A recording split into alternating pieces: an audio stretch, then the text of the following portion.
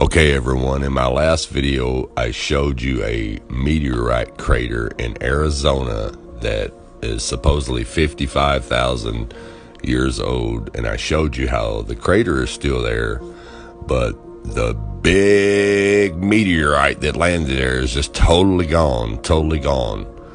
And I also went on to let you know that if you Google or whatever you want to do to look for asteroids, they're all computer generated images by an artist.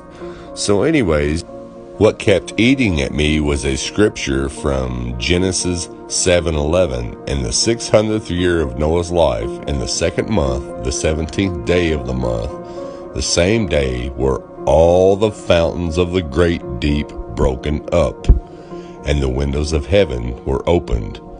Now pay attention closely. It says all the fountains of the great deep broken up. Great deep means the deep ocean. Broken up means to come upward.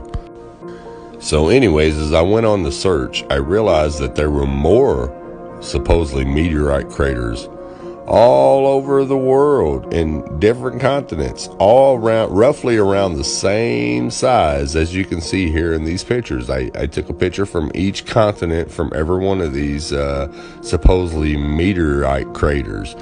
But out of all these craters, there's nothing left of the meteor that landed there. And I say that in quote, supposedly landed there. There's nothing left of the meteorite, but all the craters are still there.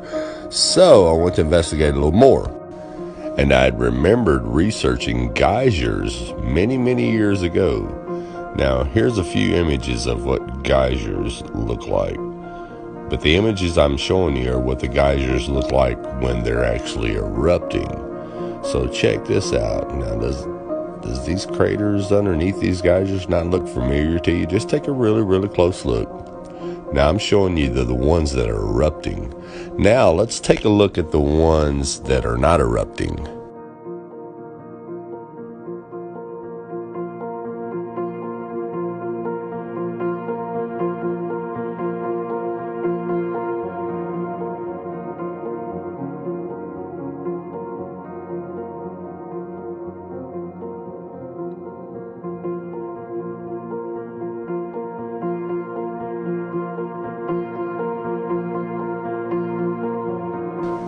Okay, now let's compare the so-called meteorite craters with the geyser craters.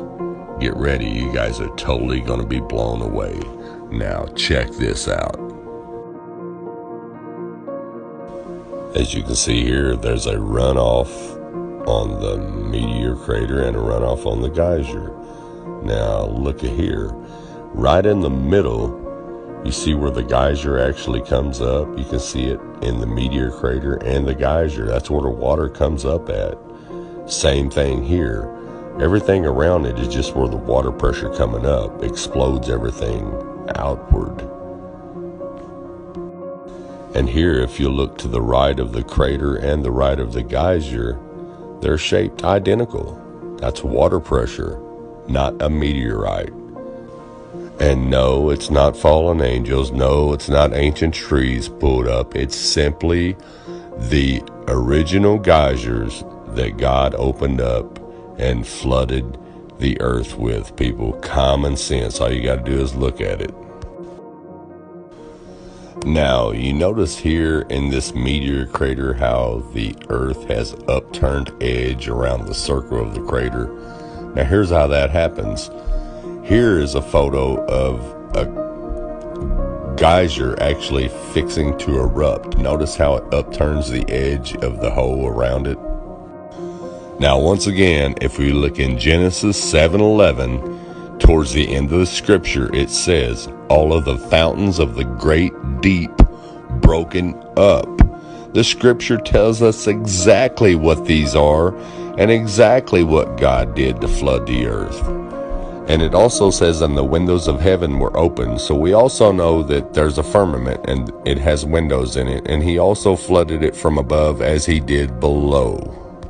Now, this is where your inner wisdom should kick in. Science tells you that these are so-called meteor craters, okay? But there's no meteors in none of them. All over the world. There's no meteors found nowhere near or around or in the crater itself.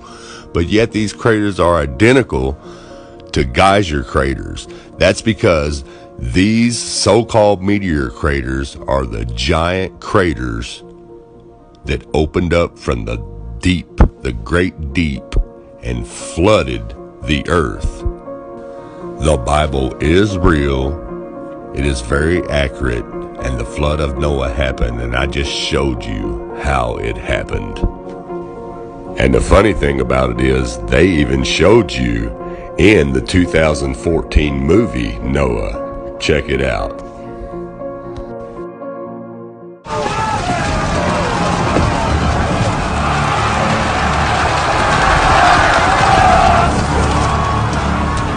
Protect your mother. Protect them all.